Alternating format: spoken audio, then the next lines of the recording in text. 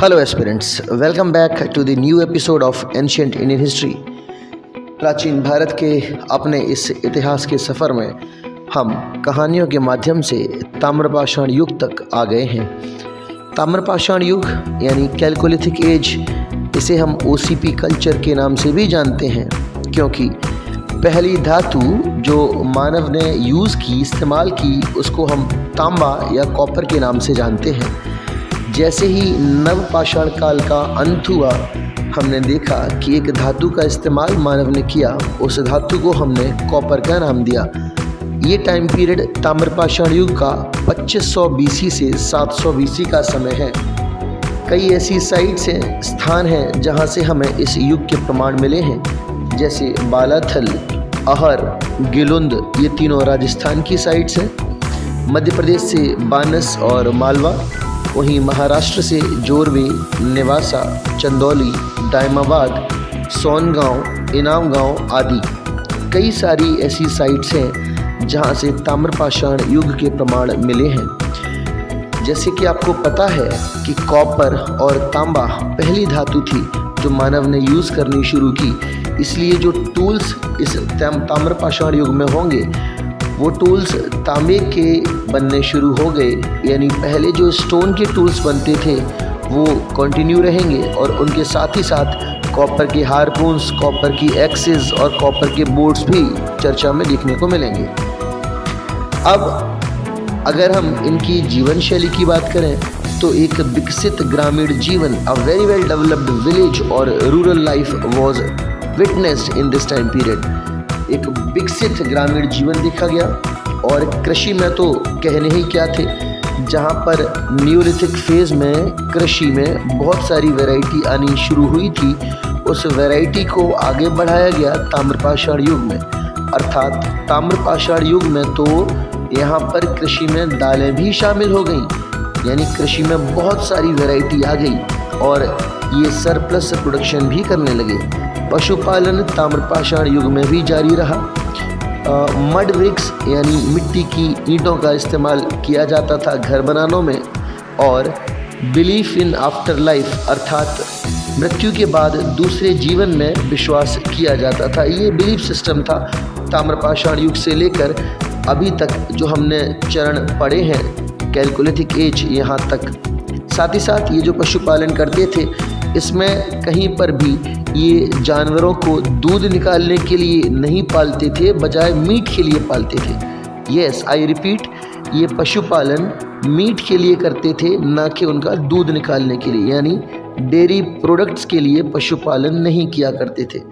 तो पॉटरी की हमने जो बात की, मृदभांड या मिट्टी के बने बर्तनों की, तो ताम्रपाषाण युग में OCP और ब्लैक एंड रेड पॉटरी, ये दो प्रकार के बर्तन या मृदभांड बनाए जाते थे। ऑक्र कलर पॉटरी, ये OCP इतना पॉपुलर नाम हो गया था पॉटरी का कि इस नाम पर आधारित ही हमने ताम्रपाषाण युग का भी नाम रख दिया। इस काल में मिट्टी के बने और छप्पर वाले घरों का ही इस्तेमाल होता था। यहाँ पर कोई भी नगर या शहर या फिर लिपि नहीं पाई गई है, इसलिए ताम्रपाषाण युग किसी भी हालत में एक सभ्यता नहीं है, बल्कि ये सिर्फ एक संस्कृति है। ताम्रपाषाण युग में न ही लिखने की कोई पद्धति थी और न ही दो धातुओं को मिश्रित करके कोई तीसरी मिश्रित धातु बनाने की कोई यहाँ पर तकनीक थी। इसलिए ये किसी भी रूप में एक सभ्यता का रूप नहीं लेती है, ये सिर्फ एक संस्कृति है। साथ ही साथ अगर हम कुछ और जानकारी की बात करें तो इस ताम्रपाषाण युग में हम ये पाते हैं कि बड़े पैमाने पे अगर इन्होंने तांबे का इस्तेमाल करना शुरू किया था, तो इस तांबे के इस्तेमाल में इन्होंने और भी कई सारी चीज़ें जोड़ी। यानी ये जो समय है यहाँ पर वो कपड़ा बनाना भी जानते हैं। दे वर नोइंग हाउ टू वीव और स्पिन दी क्लोथ्स, अर्थात वस्त्र बनाने के साथ साथ बहुत बेहतरीन क्वालिटी की, गुणवत्ता के बर्तन बनाने भी प्रारंभ किए। महाराष्ट्र, मध्य प्रदेश और बिहार से हमें channel spouted pots, dishes on stand, bowls on stand, इस प्रकार के अच्छी गुणवत्ता वाले बर्तन या मृदभांड भी मिले हैं। साथ ही साथ अगर हम पूर्वी क्षेत्रों की बात करें तो ताम्रपाषाण काल के जो लोग हैं वो पूर्वी क्षेत्रों में फिश और राइस, मछली और चावल भी खाते हैं, क्योंकि हमें बिहार और वेस्ट बंगाल से फिश हुक्स भी मिले हैं। अगर हम बात करें सेमी प्रीशियस स्टोन्स की, तो कई प्रकार के सेमी प्रीशियस स्टोन से ये लोग फेमिलियर थे। कौन से लोग? ताम्रपाषाण युग के। कौन कौन से हैं वो सेमी प्रीशियस स्टोन्स? बेशकीमती पत्थर, कार्नेलियन, स्टीएटाइट, क्वार्ट्ज क्रिस्टल, इस प्रकार के अलग अलग कीमती पत्थरों से भी इन लोगों की जान पहचान है। अगर बात करें कॉटन फ्लेक्स की, सिल्क थ्रेड की, कॉटन सिल्क की या सीमल सिल्क की, तो महाराष्ट्र से हमें इनके प्रमाण मिले हैं और हमें ये पता लगता है कि कैलकोलिथिक एज में वस्त्र बनाना जानते थे ताम्रपाषाण युग के लोग। साथ ही साथ हमें कुछ टेराकोटा फिगरीन्स मिली हैं महिलाओं की, विमेन की टेराकोटा फिगरीन्स, मिट्टी के बने हुए इनके चित्र मिले हैं, मूर्तियां मिली हैं। अब संभवतः ये अनुमान इतिहासकारों द्वारा लगाया जाता है कि ताम्रपाषाण युग के लोग जो हैं वो मदर गॉडेस की पूजा करते होंगे, मदर गॉडेस की।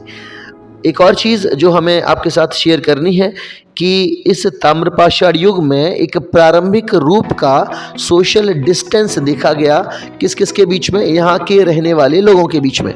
कैसे पता लगता है हमें ये? हमारे पास एक साइट है महाराष्ट्र से इनाम गांव।